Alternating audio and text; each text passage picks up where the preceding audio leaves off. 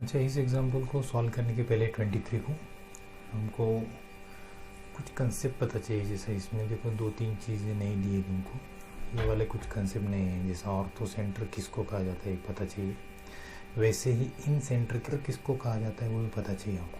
तो ये दोनों कंसेप्ट ट्रायंगल के रिलेटेड है जो तुमको 9th में ऑलरेडी हो चुका है, बस वही मैं रिवाइज कर रहा हूँ, थोड़ा उतना बता देता हूँ। सेंट्रोइड किसको कहा जाता है, बाद में ऑर्थो सेंटर।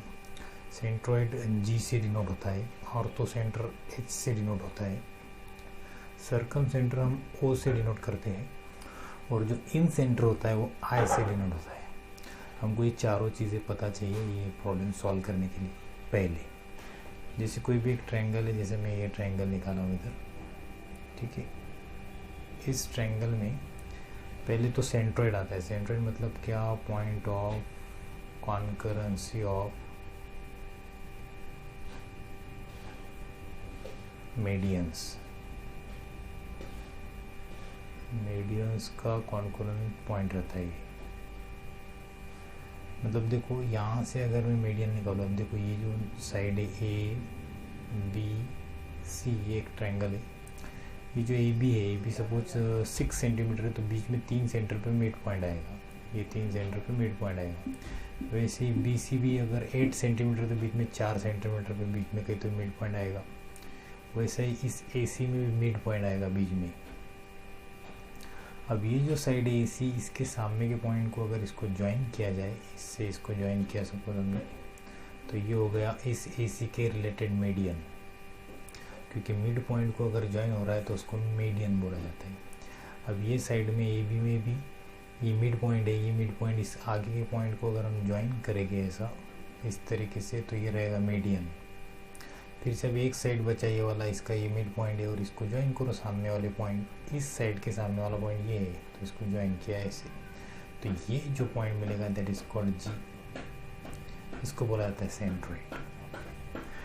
कॉन्करेंसी मतलब क्या, अगर एक लाइन को दूसरा लाइन अगर इंटरसेक्ट होता है तो इसको बोलते हैं इंटरसेक्टिंग लाइन।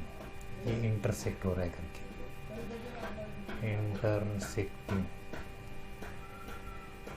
लाइंस।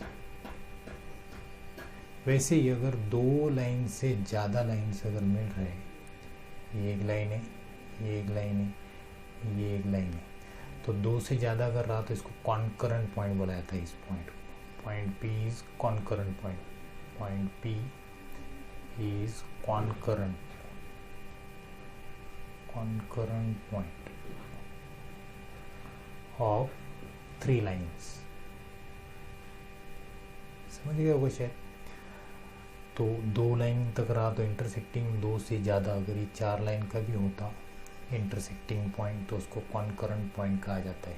तो इसलिए ये point of concurrence of medians होता है सेंट्रोइड। वैसे एच क्या होता है, इसी टाइप में अगर ऑर्थो सेंटर देखा जाए, ऑर्थो सेंटर कैसा रहेगा, इसका डेफिनेशन में आता है पॉइंट ऑफ कॉन्करेंसी ऑफ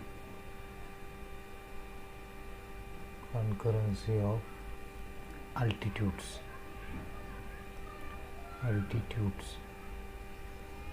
ठीक है, तो इसमें क्या रहेगा, एक ऐसा ट्रायंगल है सपोज, ठीक है। इस ट्रायंगल के अल्टीट्यूड यहाँ से यहाँ तक परपेंडिकुलर, इस पॉइंट से अगर कुछ ऐसा पॉइंट नीचे गिरा तो वो ऐसा गिरेगा इस तरीके से, नीचे पूरा परपेंडिकुलर ही गिरेगा ऑब्वियसली ऐसा, ठीक है। तो इसको बोला जाता है अल्टीट्यूड। सपोज ये पॉइंट से P, ये है P, ये है Q और ये है R, और ये जो परपेंडिकुलर निकाला सपोज इसको कुछ तो नाम दे दिया T। वैसे इस पॉइंट से भी नीचे परपेंडिकुलर गिरेगा, यहाँ से ऐसा परपेंडिकुलर यहाँ पर गिरेगा, तो ये परपेंडिकुलर ऐसा गिरेगा नीचे इधर, इसको अल्टीट्यूड बोला जाता है, ठीक है।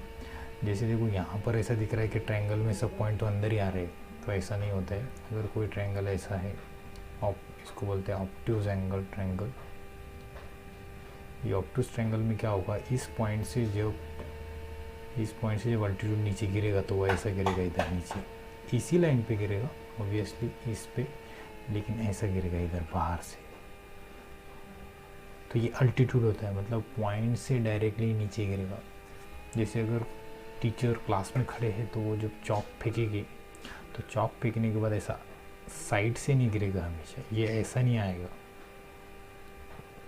ट्रायंगल में ये स्ट्रेट नीचे गिरता है, दैट इज कॉल्ड अल्टीट्यूड। और एक बात, अल्टीट्यूड और परपेंडिकुलर में थोड़ा सा डिफरेंस होता है। परपेंडिकुलर हमेशा एक लाइन पे कोई परपेंडिकुलर निकाल रहे हैं तो वो रहेगा परपेंडिकुलर, लेकिन कोई ट्रायंगल, एक तो ट्रायंगल या फिर क्वाड्रिलेटरल, इनके पॉइंट से कोई नीचे गिरा है, मतलब इस पॉइंट से हमने नीचे गिराया इधर, यहाँ पर डायगोनल पे इस पॉइंट से अल्टीट्यूड गिरेगा, पॉइंट से नीचे गिरेगा तो अल्टीट्यूड, इस पॉइंट से नीचे गिर रहा है तो अल्टीट्यूड, वो यहाँ पर 90 बनाता है। सो पॉइंट से नीचे गिरेगा तो ही अल्टीट्यूड रहेगा। अगर सिंपली हम परपेंडिकुलर लाइन पे बना रहे हैं तो उसको परपेंडिकुलर कहा जाता है। तो ज़्यादा डिफरेंस नहीं है, ये दोनों चीज़ें सेम होती है। Altitude, this one is altitude, point से नीचे गिरता है, और ये जो लाइन के ऊपर गिरता है दैट इज़ परपेंडिकुलर, इसको परपेंडिकुलर कहा जाता है। शायद समझ गया होगा। तो ये अल्टीट्यूड, तीनों अल्टीट्यूड निकालना पड़ेगा। इस पॉइंट से नीचे गिरा ये अल्टीट्यूड, इस पॉइंट से इधर गिरा ये अल्टीट्यूड, इस पॉइंट से भी एक नीचे इधर गिरेगा इस लाइन पर। सो this is also again third altitude. तो इस तीनों अल्टीट्यूड का ये जो कॉन्करेंट पॉइंट है, जहाँ पर वो मिल रहा है, इंटरसेक्टिंग पॉइंट है, इसको कहा जाता है ऑर्थोसेंटर। इसको H से डिनोट किया जाता है, इस पॉइंट को। ठीक है, जैसा ऑर्थोसेंटर तुमको इस एग्जांपल में दिया है, देखो इस 23rd एग्जांपल में दिया है ऑर्थोसेंटर करके, वो इज ऑर्थोसेंटर, मतलब ये तुमको नाम H देना चाहिए, लेकिन उसने दिया O दे दिया। ठीक है, कोई भी नंबर दिया तो चलता है, नाम कुछ भी दिया तो चलता है। जनरली ऑर्थोसेंटर को H से डिनोट किया जाता है, लेकिन इधर O दे दिया, चलता है, कोई दिक्कत नहीं है। अब ये जो पॉइंट है, देखो यहाँ से इस पॉइंट से इधर अल्टीट्यूड निकाला है, इस पॉइंट से इधर अल्टीट्यूड गिरा है, ऊपर से भी इधर अल्टीट्यूड गिरा है। तो ये जो पॉइंट ऑफ इंटरसेक्टिंग है, जिसको कॉन्करेंट पॉइंट कहा जाएगा, ये इन तीनों अल्टीट्यूड का इंटरसेक्टिंग पॉइंट है, कॉन्करेंट पॉइंट है। So this is called the orthocentre, इसलिए इसको ऑर्थोसेंटर बोला गया है। सर्कमसेंटर का डिफिनेशन आता है point of same concurrency of, ये मैं लिख नहीं रहा हूँ, तुमको लिखना है कॉन्करेंस। तो इसको बोला जाता है परपेंडिकुलर बाइसेक्टर्स। मतलब देखो, अगर एक ट्रायंगल ऐसा निकाल के दिया है, इस टाइप से एक ट्रायंगल है सपोज, ठीक है, इसको नाम दिया मैं KTM।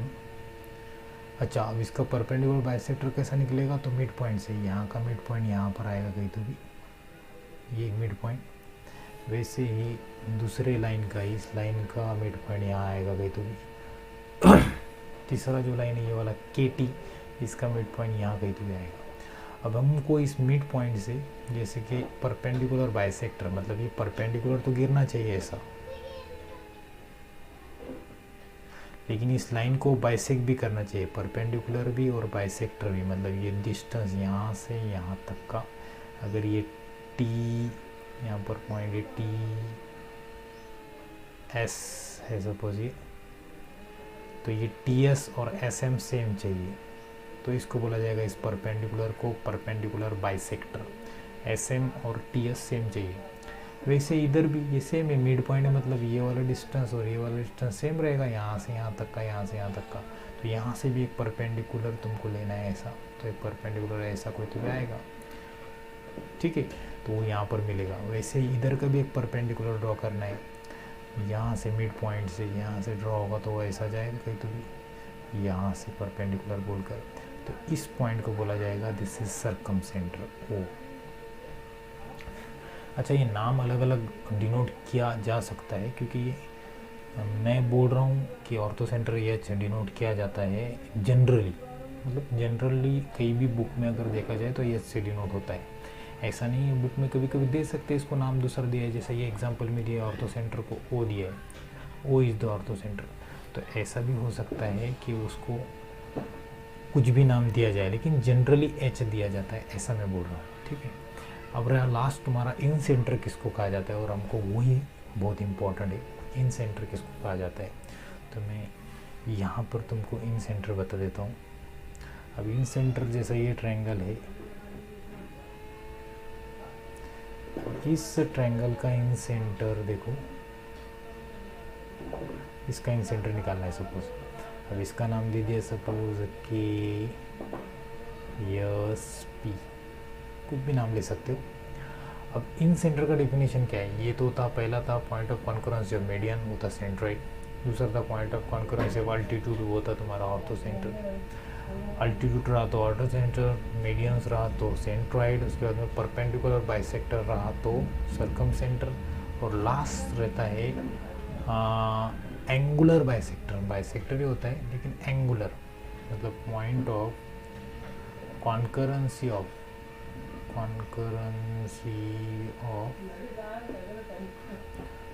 Angular bisectors. अब एंगुलर बाइसेक्टर मतलब क्या, देखो अब ये जो एंगल है, यहाँ एंगल है सपोज 60, ये एंगल है 60, तो 30 डिवाइड करने वाला ऐसा नीचे तुमको ऐसा डिनोट करना है, नीचे एंगुलर बाइसेक्टर लेना, मतलब ये एंगल जितना रहेगा उतना इधर का एंगल रहेगा। वैसे इधर कभी इस एंगल को सपोज ये है तुम्हारा 75, तो 75 का आधा या फिर 80 ले लो समझने के लिए, 80 का 40 आएगा, तो ये ऐसा 40 यहाँ से ऐसा जाएगा सपोज, तो ये 40 रहेगा, ये भी 40 रहेगा, मतलब एंगुलर बाइसेक्टर। वैसे इस एंगल का अगर ये एंगल सपोज तुम्हारा है 20, तो 10 आएगा। सो 10 जैसा डिवाइड करने वाला एक ये लाइन तुमको ड्रॉ करना है। फिर ये यहाँ पर कहीं तो भी एक पॉइंट पे ये सब लाइंस मिलेंगे, कॉन्करेंट होंगे, तो इस पॉइंट को बोला जाता है incentre, that is called I. ठीक है, ये समझने के लिए बोला था, वैसे तो तुमको 9th में हुआ है। अब हम बढ़ते हैं हमारे क्वेश्चन की ओर। तो इसमें हमको इन सेंटर बताना है, इसको O is the incentre. अब ओ को हमको इन सेंटर बताना है, तो सबसे पहले क्या करते, देखो ये जो 90 डिग्री दिया है, ये वाला देखो ए ई ओ एफ, ये चारों पॉइंट में देखो ये जो एंगल है 90 इधर से, तो इधर से भी 90 रहेगा ऑब्वियसली, और ये 90 इधर से, तो इधर से भी 90 रहेगा। तो ये 90 दोनों का सम अगर मैं लूँ तो एंगल, इसका सॉल्यूशन में आएगा angle A F O, angle A F O plus angle, ये लिया हमने ए एफ ओ, और एंगल इधर का ए ई ओ, एंगल ए ई ओ, इन दोनों का सम आएगा 180 डिग्री। क्यों? क्योंकि भी 90। अब जब ये दोनों एंगल का सम 180 आ रहा है तो ये तो सप्लीमेंट्री हो गया, मतलब ये क्वाड्रिलेटरल जो है ए एफ ओ ई, ये हो गया तुम्हारा साइक्लिक।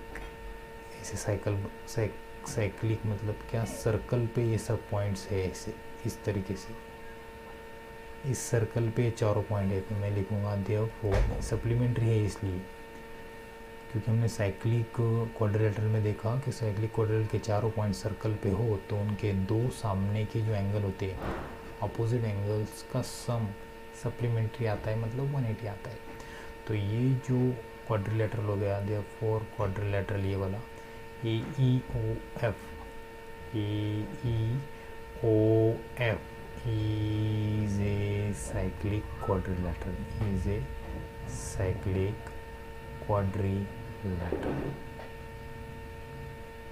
अब जैसे ये साइक्लिक क्वाड्रिलेटरल हो गया तो अब ये सर्कल बन गया, ये सर्कल पे के चारों पॉइंट बन गए। तो ये जो साइड रहेगा तुम्हारा एक, ये जो साइड रहेगा ये ओ ई, ये वाला साइड ओ ई ओ, तो इस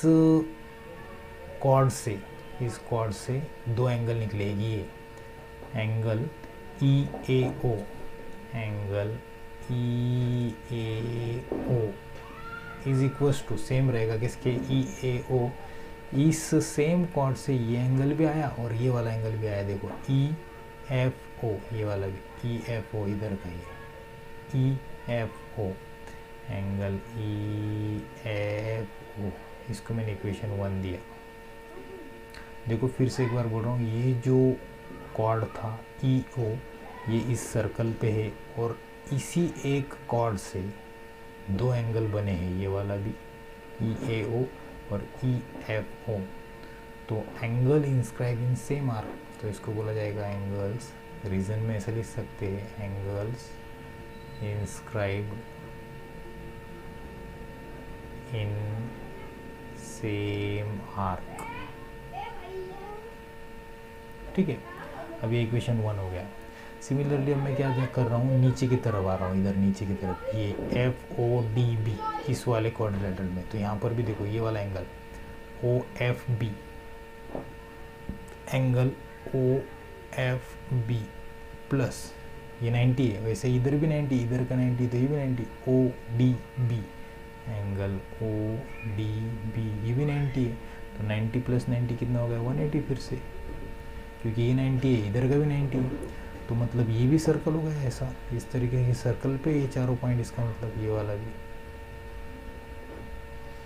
ये चारों पॉइंट फिर से सर्कल पे है, ये वाले FODB। देयरफॉर FODB ये भी क्या हो गया, इज ए साइक्लिक क्वाड्रिलेटरल। अब जैसे इसको क्वाड्रिलेटरल बोला, फिर से मैंने क्या किया, एक कॉर्ड यहाँ पर भी ऐसा लूँगा, एक कॉर्ड यहाँ पर भी मैं ऐसा लूँगा, जिसके ये वाला लिया मैंने, ये वाला कॉर्ड ये। अब इस कॉर्ड के अलॉन्ग देखो दो एंगल बन रहे हैं, एक ये एंगल है और एक ये वाला एंगल है, यहाँ से इधर, और ये वाला एंगल है। तो मैं क्या कर रहा हूँ, देखो ये सेम आर्क है या सेम कॉर्ड है, इस सेम कॉर्ड से ये भी एंगल बन रहा है OFD, angle OFD is equals to angle OFD, और OBD, एंगल OBD ये सेम रहेगी, OFD और OBD सेम रहेगी। क्यों? क्योंकि angle inscribe in the same chord या आर्क। जैसे प्रॉपर्टी हमने सर्कल शुरू हुआ था तभी देखा था कि ये एक कॉर्ड है, तो इस पे ये एक एंगल निकालो, ये जितना रहेगा उतना ही इधर भी निकालो, वो भी उतना ही रहेगा, फिर इधर नज़दीक निकालो तो भी उतना ही रहेगा। ये हमने देखा था, स्टार्टिंग में देखा था, इतना कुछ बड़ा पॉइंट नहीं है। तो मैंने इसको इक्वेशन नंबर 2 ले लिया। अब मैं आगे चलूँगा। अब मैं दो ट्रायंगल ले रहा हूँ, पहला ये वाला ट्रायंगल ले रहा हूँ, बड़ा वाला ADC, इन ट्रायंगल ADC, इस वाले ट्रायंगल में, बड़े वाले ADC में, इसमें ये एंगल जो है 90 है, पहले से दिया हुआ है। अब ये 90, तो इनका सम 90 आना चाहिए, बचे हुए दूसरे है, इनका सम क्या आना चाहिए, इन दोनों का, इन दोनों एंगल का, ये 90 और ये दोनों का सम 90 मतलब 180। तो ट्रायंगल के तीनों एंगल का सम 180 होता है, इसलिए अब ये एंगल देखो DAE है या फिर DAC है, मैं ऐसा भी लिख सकता हूँ इसको OAE, सो एंगल OAE ऐसा भी लिख सकता हूँ, प्लस दूसरा वाला एंगल ये वाला, इसको ACD लिख सकते हैं या फिर ECD भी लिख सकते हैं, एंगल ECD भी लिख सकता हूँ। तो इन दोनों का सम कितना आना चाहिए, 90 डिग्री। क्यों आना चाहिए 90? क्योंकि इन दोनों का सम 90 आएगा और ये 90, इन दोनों का सम किया 90 प्लस 90 180। सिमिलर वे जैसे यहाँ पर किया इन ट्रायंगल, दूसरा एक ट्रायंगल हमारे पास और है सेम ऐसा ही, इसको मैं इक्वेशन 3 देता हूँ। इन ट्रायंगल दूसरा वाला ये लिया मैंने BEC, ट्रायंगल BEC। इस ट्रायंगल में देखो क्या होगा, अब BEC में क्या है, ये 90 है ये वाला, तो बचे हुए ये दोनों का सम क्या आना चाहिए, इस ट्रायंगल में BEC में एक एंगल हो गया 90, तो बचे हुए दोनों जो एंगल है उनका सम 90 आना चाहिए। मतलब EBC ये भी 90 चाहिए, ये angle EBC plus angle ECB, इनका सम क्या आना चाहिए, 90 आना चाहिए। तो मैं क्या कर रहा हूँ, देखो EBC को मैं लिखूँगा OBD, एंगल OBD। क्यों लिखूँगा OBD? क्योंकि OBD और EBC सेम है, क्योंकि एंगल का ये लाइन और ये लाइन सेम है। हमेशा एंगल के ये पॉइंट कहीं इधर भी पॉइंट होने दो। अगर ये TKM है तो ये TKM जितना एंगल रहेगा उतना ही SKB भी रहेगा, SKB जितना है उतना ही TKM रहेगा। ये पॉइंट कितने भी रहे तो आगे एक ही लाइन पे, तो वैसे ही EBC जितना रहेगा उतना ही OBD रहेगा। तो मैंने लिया एंगल OBD, प्लस एंगल दूसरा ले रहा हूँ अभी इधर, इस ट्रायंगल में का एक एंगल हो गया, इधर का एंगल रहा अभी E C D, angle E C D, इनका सम कितना आना चाहिए, क्योंकि ये 90 है, मतलब ये दोनों का सम 90 आना चाहिए। अब फ्रॉम 3 एंड 4, ये 3 और 4 में देखो राइट साइड सेम है 90 90, जिन दो इक्वेशन का राइट साइड सेम हो तो उनका लेफ्ट साइड भी सेम होना चाहिए। सो इन दोनों का लेफ्ट साइड भी सेम आएगा, मतलब क्या, ये side angle O A plus angle E C D is equal to में ये साइड के इक्वल ये होना चाहिए, angle O B D plus angle ये वाला है ई सी डी। अब इन दोनों साइड में से ये वाला ई सी डी कैंसिल हो गया, ये वाला ई सी डी कैंसिल किया, तो बचा क्या तुम्हारे पास अब, angle O A is equal to angle O B D. बस हो गया प्रूफ, इतना ही करना था हमको। ये 5th इक्वेशन है, हमको लगेगा पहला इक्वेशन, बाद में लगेगा सेकेंड इक्वेशन और लास्ट का 5th इक्वेशन। ये 3 इक्वेशन में क्या सिमिलरिटी देखो, ये ओ बी डी है, ये भी ओ बी डी है, तो ये ओ बी डी ओ ए ई के बराबर है, मतलब इस ओ ए ई के बराबर है। ओके, तो हमको क्या चाहिए वो देखो, पहले मैं एक चीज़ लिख ले रहा हूँ, देयरफॉर क्या लिख रहा हूँ देखो, मुझे ये चाहिए था ई एफ ओ, ये वाला एंगल इधर का E F O, angle E F O is equals to ये वाला ई एफ ओ किसके बराबर लिख रहा हूँ मैं, ओ एफ डी के बराबर लिख रहा हूँ, ओ एफ डी। वो आता है कि देखो अब यहाँ से देखो, अब ई एफ ओ ढूंढो का, ये ई एफ ओ किसके बराबर है, ई ए ओ के, ई ओ ए, यहाँ पर देखो ई ए ओ किसके बराबर है, ओ बी डी के, और ओ बी डी किसके बराबर है, ओ एफ डी के, मतलब ओ एफ डी आना चाहिए, मतलब इन तीनों इक्वेशन से हमको ये मिलेगा। फिर से एक बार बोल रहा हूँ, ई एफ ओ ढूंढो का यहाँ पर, ई एफ ओ ये किसके बराबर है, ई ए ओ के। अब ई ए ओ किसके बराबर है, ओ बी डी के, और ओ बी डी किसके बराबर है, ओ एफ डी के, मतलब ओ एफ डी और पहला वाला ओ एफ डी और पहला वाला angle E F O same हो गया, दोनों एंगल सेम हो गए।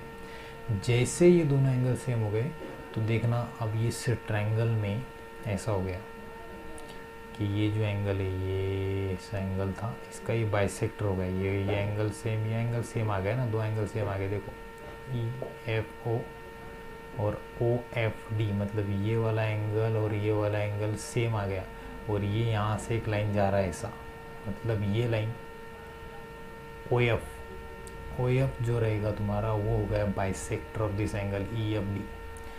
देयरफॉर ये वाला जो था ओ एफ या एफ ओ भी लिख सकते हो, F O is a bisector of इसका ई एफ डी का, ई एफ डी। सिमिलरली मैं इधर लिख रहा हूँ, सिमिलरली जैसे कि एफ ओ ये वाला एफ ओ इस एंगल का बाइसेक्टर है, वैसे ये D O is bisector of, ये किसका रहेगा देखो, डी ओ इसका बाइसेक्टर होगा एफ डी ई का, एंगल एफ डी ई का, एंड डी ओ होने के बाद में ई ओ बचा, तो ई ओ इज बाइसेक्टर, ये भी बाइसेक्टर रहेगा, किसका बाइसेक्टर ऑफ एंगल कौन सा वाला, ई ओ इसका, एफ ई डी का। देयरफॉर अब ये जो पॉइंट है, मतलब ये क्या हो गया, एंगुलर बाइसेक्टर का कॉन्करेंट पॉइंट हुआ, तो वो क्या होता है देखो, point of concurrency of angular bisector that is in sector. तो इसलिए क्या हो गया, देयरफॉर पॉइंट ये वाला ओ इज इन सेंटर, किसका, इन सेंटर ऑफ कौन से ट्रायंगल का, इस वाले, क्योंकि इनके एंगल का बाइसेक्टर है ना, ई एफ डी का ये बाइसेक्टर है, एफ ई डी का ये बाइसेक्टर है, एफ डी ई का ये ओ डी बाइसेक्टर है, एफ ई डी का ई ओ बाइसेक्टर है, मतलब इस ट्रायंगल का डी ई एफ का। Therefore point O is incentre of triangle D E F, hence prove, इतना ही आंसर था।